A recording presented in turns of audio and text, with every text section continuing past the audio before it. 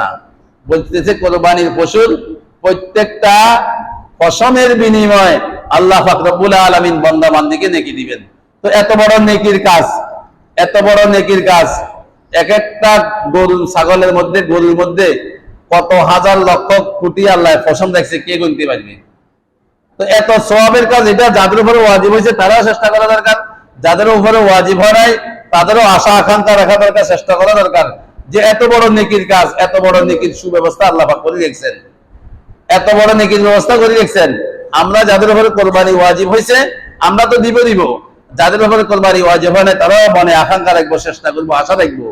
যে এত বড় নেকির কাজ, এত বড় নেকির কাজ। এখন এত বড় নেকি আমি যদি এই 10টা দিন এই নিয়ত করি, চুল কাটি, আমাদের মোচ কাটি, তারপর হাতের নখ, পায়ের নখ গুলো পরিষ্কার করি, আমরা একটু 10 দিন 9 দিন থেকে বিরত থাকি, তাহলে এত বড় সওয়াবের